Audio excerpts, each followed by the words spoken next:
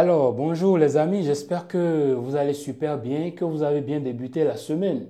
Bref, moi à mon niveau, le rhume quand même, il a un peu baissé parce que j'ai pris quelque chose et ça s'est calmé. Bon, une petite vidéo rapide dans laquelle nous allons parler du match. On va faire un avant-match.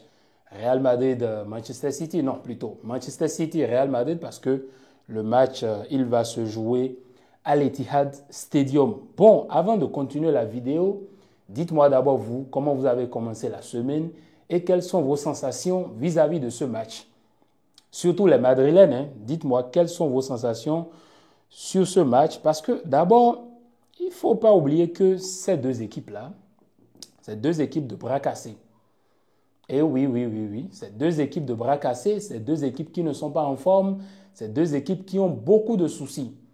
Les effectifs ne sont pas au complet, il y a beaucoup de joueurs qui sont blessés.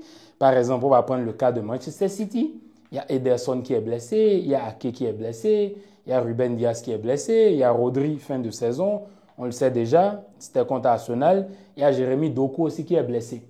Mais le pire dedans, c'est le Real Madrid. Pourquoi le Real Madrid? Parce que le Real Madrid, les joueurs blessés qu'ils ont, c'est pratiquement toute la défense centrale. Vous imaginez ça? Alaba qui est blessé, qui était revenu mais qui a rechuté. Rudiger qui s'est blessé et qui a encore, je crois, 10 jours, je ne sais plus trop, ou moins. Dani Carvajal, fin de saison. Lucas Vazquez qui s'est blessé contre l'Atlético Madrid et qui sera absent 2 semaines. Donc ça veut dire que ce soit le match aller comme le match retour, il ne pourra pas être présent. Eden Militao aussi, fin de saison. Les gars, disons-nous la vérité, c'est compliqué. Le Real Madrid, c'est compliqué parce qu'ils n'ont pas de défenseurs centraux. Et Manchester City aussi, c'est pareil, parce que quand tu vois la charnière centrale que Pep aligne à chaque fois, franchement, c'est pas quelque chose de ouf. Donc, c'est un peu ça. Donc, un match qui sera, selon moi, un peu bizarre. Pourquoi un peu bizarre? Parce que c'est deux équipes qui ne sont pas vraiment en forme. Manchester City qui a beaucoup perdu cette saison. C'est une équipe qui peut encaisser à tout moment. C'est une équipe qui n'est pas concentrée. Elle peut être en train de mener au score et se faire rattraper, se faire remonter. Il n'y a pas cette solidité défensive, même en milieu de terrain. On sent que l'absence de Rodri, ça a carrément apporté, c'est comme un désert, quoi, totalement, parce que Rodri n'est pas là. Et sans Rodri, Stones, il est éclatasse. De l'autre côté, vous avez le Real Madrid qui, en milieu de terrain, plus ou moins. Mais en défense, bon, Madrid, milieu, attaque, ça va. Manchester City, le problème, c'est que soit le milieu qui est vieillissant et l'attaque, il n'y a plus ces automatismes-là qu'on voyait avant. Donc, c'est compliqué. Donc, Madrid, en défense, pas de défenseur central. Tu es obligé d'activer le mode mécanicien, le mode mécanique. C'est ce que Ancelotti nous a habitués avec dernièrement. Et on ne sait pas vraiment ce qui va se passer. Maintenant, on va procéder au 11 de départ que moi j'ai en tête. Sinon, que moi, je vois le Real Madrid évoluer avec un 4-2-3-1. Avec un 4-2-3-1, d'abord, il ne faut pas oublier que Vasquez est blessé naturellement. Donc, je vois Valverde en latéral droit. Latéral droit, en charnière centrale, Asensio Tchouaméni. Parce que Jacobo, quand bien même on lui a donné sa chance la dernière fois, cette fois-ci, je ne pense pas qu'il soit titulaire. Contre l'Atlético Madrid, il n'a pas été titulaire. Maintenant, contre Manchester, ce n'est pas contre Manchester City qu'il sera titulaire. Donc, la charnière centrale, Asensio Tchouaméni. Et de l'autre côté, j'ai toujours des doutes, mais je pencherai pour Garcia.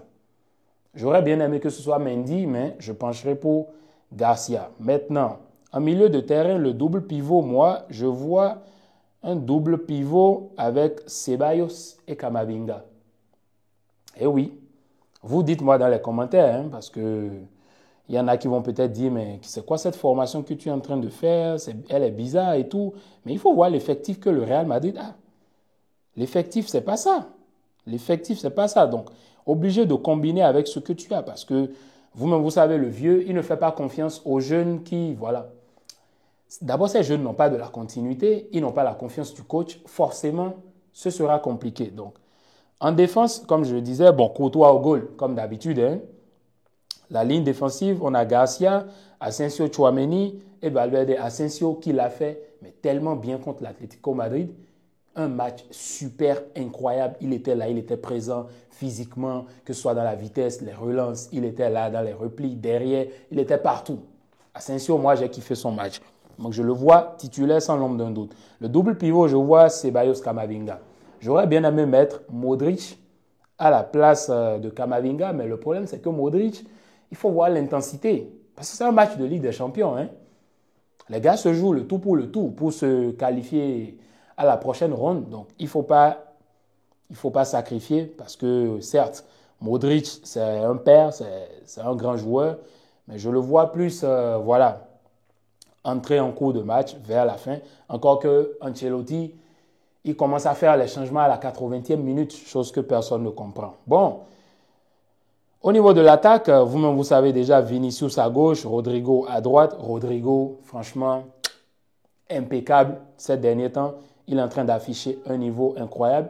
Un chef, un patron, la maturité, c'est lui qui déroule, il fait ce qu'il veut. En fait, il est bon. Disons-nous la vérité, en attaque, Rodrigo, actuellement, il n'y a personne qui soit meilleur que lui. Maintenant, en milieu offensif, Bellingham, j'espère que Bellingham va arrêter de tout le temps aller dans la surface pour essayer de marquer. Certes, j'ai remarqué que les Madrilènes sont en train de... Ça commence à leur casser, voilà, les noisettes, excusez-moi pour le terme. Et le fait de voir Bellingham tout le temps devant, qui essaye d'aller marquer et tout, et qui empêche les vrais attaquants de faire leur boulot. Mais le problème, c'est que la saison passée, quand Ancelotti lui dit « Ok, tu joues 2 mètres, un peu plus devant », et que les buts, ça donnait, Bellingham marquait, encore que c'est un milieu hybride, il peut marquer. Il n'y a personne qui se plaignait. Hein? Vous étiez tous d'accord. Ah, Bellingham, c'est le meilleur. Même moi, je l'ai dit, c'est le meilleur. Il est bon, il était le meilleur l'année passée. Il mettait les buts, vous étiez tous là applaudis. Vous étiez contents. Mais maintenant que les choses ont changé, Mbappé est là, ce n'est plus le 4-4-2 d'antan, et que les choses ne sont plus comme avant, maintenant vous trouvez que Bellingham devient un problème devant. Je sais que c'est vrai, mais expliquez-moi dans les commentaires. Dites-moi vous. Parce que je suppose que par exemple dans un match où il n'y a pas de solution, personne n'a de solution, que ce soit Vini, Mbappé, Rodrigo, ils n'arrivent pas à trouver la solution, et que c'est le fait d'oser de Bellingham qui arrive à décanter la situation dans le match. Qu'est-ce que vous allez dire? Vous serez les premiers à applaudir. Donc laissez les joueurs parfois s'exprimer sur le terrain. Moi par exemple, j'aimerais beaucoup que Pedri frappe de loin, mais il ne frappe pas de loin. Un peu comme Valverde, il ne frappe pas de loin. J'aimerais qu'il frappe, mais bon, vu qu'il ne frappe pas et il distille les passes, il donne des passes décisives, pour moi il n'y a pas de problème. Il n'y a pas de problème. Donc, qu'est-ce que je vais dire d'autre? Je ne peux rien dire. Je ne peux qu'accepter ça comme ça. Mais Bellingham, c'est les conditions du football actuel qui poussent les choses à se passer comme ça. Et vous voyez Bellingham qui se projette vers l'avant, qui va dans la surface de réparation.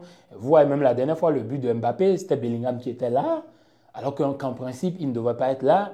Mais bon, il était là. Il rate la frappe, ça repousse, et Mbappé qui la reprend. En vrai, à des moments donnés d'un match, quand il faut créer le danger, quand il faut créer le surnombre, je pense que vous ne devez pas jeter des cailloux, vous ne devez pas jeter des pierres sur un joueur qui essaye et qui y va. Parce qu'au final, même si on dit que c'est Rudiger qui marque ou Asensio qui marque ou bien même Courtois qui va marquer lors d'une action, je ne sais pas, à la dernière minute, vous êtes preneur. Je ne sais pas pourquoi maintenant vous lui tombez dessus. Moi, en tout cas, je ne suis pas d'accord. Je sais qu'il y en a qui vont me dire, oui, c'est parce que tu aimes Bellingham, c'est pour ça que tu le défends. C'est parce que, voilà, Bellingham, c'est un joueur que tu as toujours aimé et tout, tu le défends. Non, tu ne devrais pas le défendre. Non. Moi, je ne suis pas d'accord avec vous. Non. Certes, il y a des jours où, voilà, il peut bien se rétracter et tout, mais il y a des matchs dans lesquels, s'il peut apporter ce surnom, ce danger, qu'il le fasse. Il n'y a pas de souci. De l'autre côté, Manchester City, je la vois évoluer en 4-2-3-1. Bon, comme d'habitude, hein, une équipe éclatasse. Ortega au goal, naturellement. Guardiola, en tant qu'ailier gauche. Stones Akanji, la charnière centrale, et Nunes. Bon. En double pivot, Kovacic, Silva. Il ne faut pas oublier que Nico Gonzalez, franchement, c'est pitoyable. Hein? Il vient, son premier match, il se blesse.